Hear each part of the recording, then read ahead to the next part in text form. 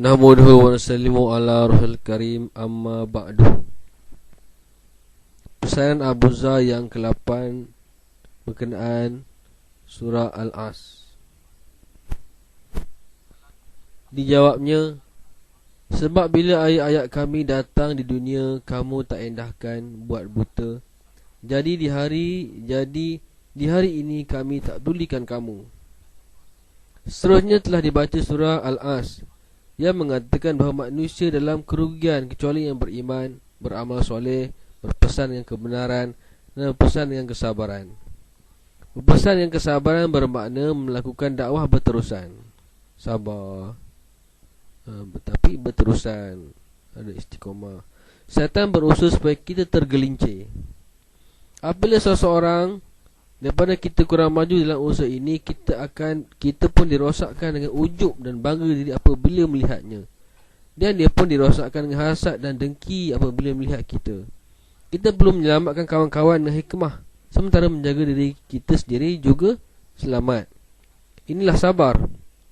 Kita belajar perkara ini bila kita buat usaha tempatan. Sabar. Bila ada sabar, kita boleh berterusan lah. Ayat ketiga yang dibaca, ayat ketiga, wa'man anahul qalumin da ilallah, menunjukkan tiga sifat orang mukmin, iaitu berdakwah dengan lidah, amal dan hati. Lidah, amal, hati. Yang ini, siapakah percakapannya lebih baik daripada orang yang mengajak kepada Allah SWT, beramal soleh dan katakan aku daripada orang Islam, yang biasanya merendahkan diri. Untuk siapa yang dikenaki oleh ayat-ayat tadi, kita kena buat dua perkara. Pertama, kerja di tempat sendiri. Kedua, satu lagi kerja di tempat lain. Dua kerja. Satu kerja sendiri, satu lagi kerja di tempat lain.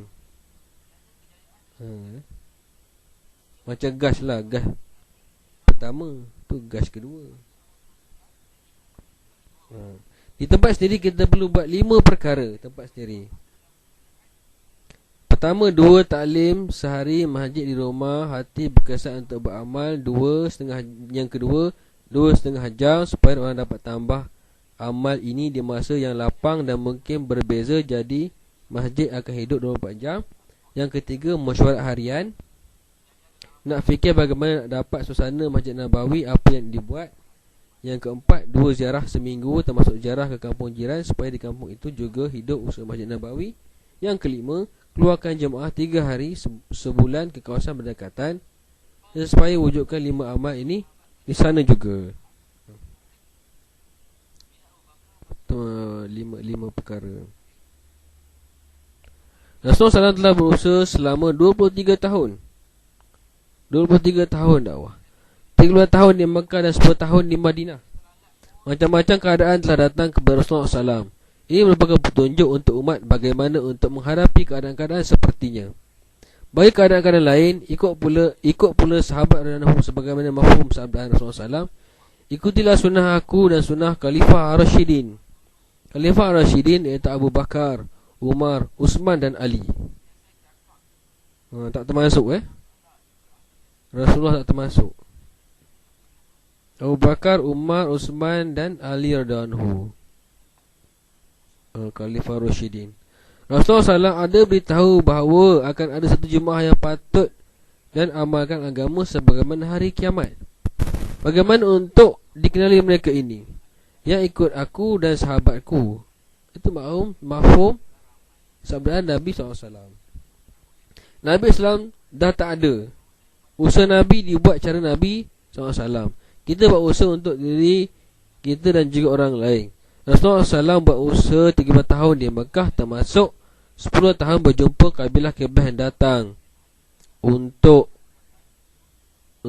majlis dengan penuh kesungguhan. Rasulullah SAW buat usaha ini. Ramai yang menolak dakwah baginda SAW. Rasulullah SAW pun orang tolak, tak buat usaha. Macam-macam dibuat oleh mereka ke atas baginda. Rasulullah SAW tidak murka kepada mereka, tapi bertambah gelisah. Di waktu malam, Rasulullah SAW sembahyang dan menangis. mengelupo apabila memikirkan keadaan yang bakal mereka hadapi di akhirat, sehingga diwahyukan ayat yang mengatakan, adakah kau nak matikan diri kerana mereka tak terima. Buat usul tak terima, malam menangis, malam mengeluh. Itu ujian Allah SWT. Hidayat di tangan Allah SWT, bukan siapa, dan hidayat adalah mahal. Kata seorang itu, hargai hidayat walau dalam istana Fir'aun pun Allah SWT berikannya. Apabila istana pun tempat Fir'aun pun Allah SWT berikan hidayat. Istana Fir'aun, tempat yang tempat orang yang mengaku Tuhan. Fir'aun, siapa Fir'aun yang mengaku Tuhan? Di muka Allah SWT. Nabi Musa dakwah Fir'aun bersama Nabi Harun, sehingga tolaknya dakwah Fir'aun. Itu Allah SWT, tempat pun Allah SWT beri. Fir'aun tak nak naik, Allah SWT beri hidayat. Walaupun ahli sihir yang menentang Nabi Musa AS, tak nak hidayat, Allah SWT beri juga. Dakwah yang pertama adalah kepada kalimah, iaitu kemudian Quran. Dalam Quran ada 3 jenis ayat. Pertama, kisah Nabi-Nabi. Kedua, kisah akan datang. Dan yang ketiga, apa yang patut dibuat dalam keadaan-keadaan tertentu. 3 perkara Al-Quran. Ilmu Allah SWT maha luas. Allah SWT maha berkuasa. Allah SWT ini diperkenalkan kepada sahabat radhiyallahu anhum, maka mudah untuk amalkan agama. Nikmat yang paling besar adalah apabila Allah SWT reda, maka azab Allah paling besar adalah bila Allah SWT murka.